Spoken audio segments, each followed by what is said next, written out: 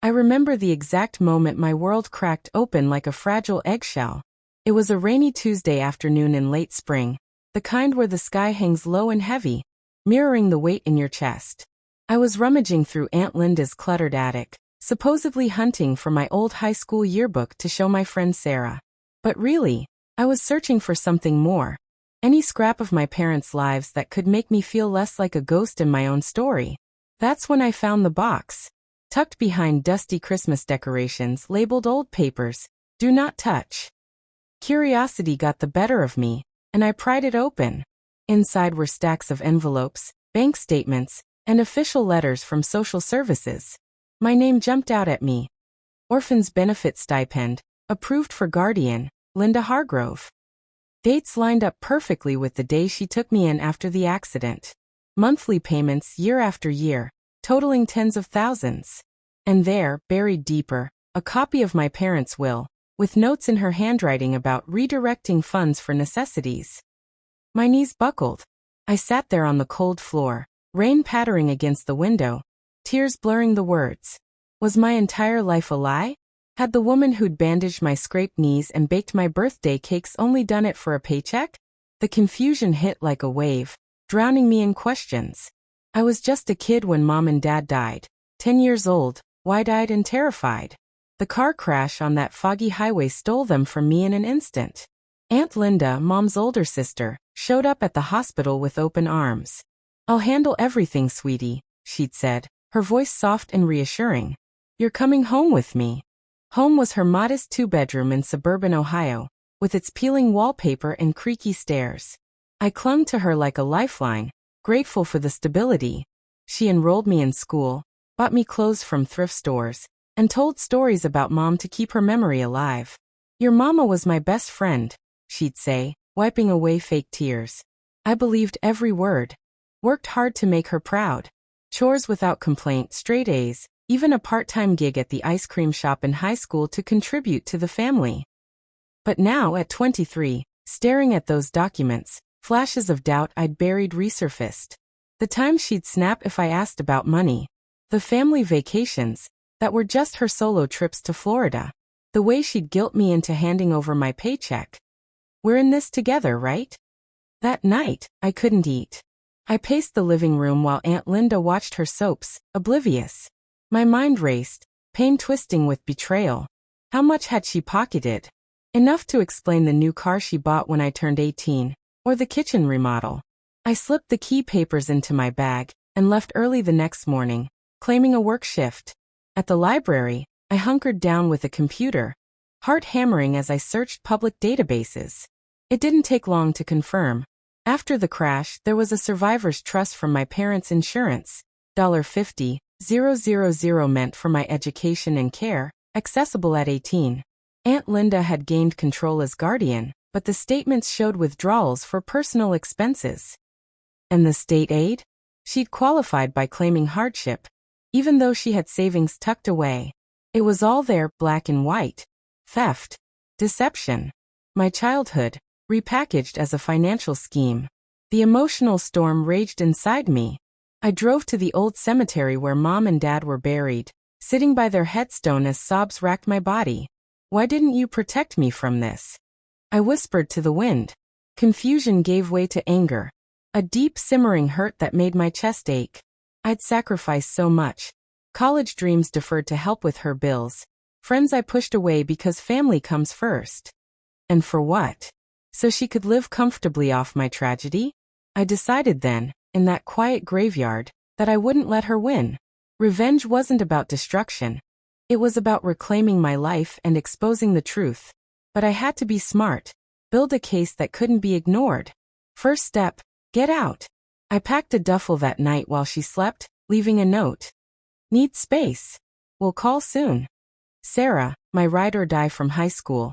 Let me crash on her couch in her tiny apartment downtown." "Holy crap, that's messed up," she said when I spilled everything, her eyes wide. "What are you gonna do?" "Expose her," I replied, voice steadier than I felt. "But carefully. I need proof she can't deny." The next few weeks were a blur of suspense and stealth. I juggled 2 jobs, days at the diner, nights stocking shelves at the grocery store, to save for my own place. Every spare moment, I'd dig deeper. I visited the county records office, pretending to research a school project. The clerk, an older lady with kind eyes, pulled files on guardianships. There it was, Aunt Linda's petition, full of inflated claims about her poverty. She'd listed her income as zero, but I cross-checked with old tax forms I'd snapped photos of. She had a side hustle selling crafts online. Fraudulent as heck. Suspense built like a thriller movie. Aunt Linda started blowing up my phone. Where are you? This isn't like you. I'd ignore them, but one day she showed up at the diner during lunch rush. We need to talk, young lady, she said, loud enough for tables to turn heads. My hands shook as I poured her coffee. Not here, I muttered. She leaned in, whispering, whatever you think you know, it's not what it seems. Her eyes darted, nervous. Did she suspect I'd found the box? I played dumb, heart pounding, and she left frustrated. That night, I changed my number, paranoia creeping in. What if she went through my room? Destroyed evidence? I reached out to family quietly. Cousin Mark, Dad's nephew, met me for coffee. Yeah, I remember the will, he said, stirring his mug. Your folks left everything to you. Linda handled the paperwork, said it was too much for a kid. He paused. There were rumors she was jealous of your mom. Always competing. It stung, but it fueled me.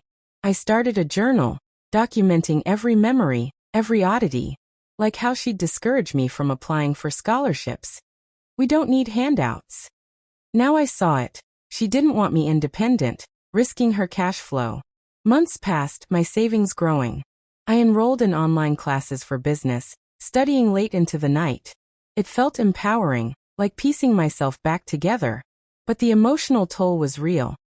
Nights I'd cry myself to sleep, questioning if I was overreacting. Sarah was my rock. You're not. She stole your future. We brainstormed over pizza, gather bank records, witness statements, then go public or legal. The breakthrough came when I contacted the insurance company anonymously. Posing as a relative, I requested old statements. They emailed copies, transfers from the trust to Aunt Linda's account, labeled guardian reimbursements. But receipts showed luxury items, not kid stuff. Jackpot. Suspense peaked as I prepared to confront her. What if she turned it around, played victim? Family might side with her, the selfless aunt. I found a free legal clinic through a community center. Ms. Elena Ramirez, a no-nonsense attorney with sharp glasses and a warmer smile, reviewed my folder. This is embezzlement, she said flatly. We can sue for restitution, maybe press charges. My stomach flipped. Charges? It felt huge, but necessary. We filed quietly, serving papers via mail to avoid drama. The day they arrived, my phone lit up with blocked calls. She left voicemails. How dare you? After all I've done. Guilt flickered, but I pushed it down. The preliminary hearing was in a stuffy courtroom, nerves electric. Aunt Linda sat across, looking frail in a floral dress. Ms. Ramirez presented evidence. Forged signatures, mismatched finances. Linda's lawyer objected, but the judge nodded. We'll proceed to trial. The wait was agonizing. Delays for discovery, more documents unearthed. I testified in depositions, voice trembling as I recounted the box discovery. Linda avoided my gaze, her story crumbling. Family whispered. Uncles called shocked. We had no idea. It hurt, but validated me. Climax hit at trial. Prosecution laid out the timeline, defense claimed misunderstandings. But bank experts confirmed fraud. Linda broke on the stand admitting, I needed the money. Life was hard. No remorse for me. Verdict. Guilty on lesser counts. Probation, restitution of $15,000 from her savings. With the payout, I rented my own place, finished my degree, launched a consulting gig helping fraud victims. Life bloomed, new friends, even a sweet guy from class who understood my scars. Aunt Linda faded into quiet isolation. The family rift her doing. Exposing that lie? It wasn't just revenge, it was rebirth.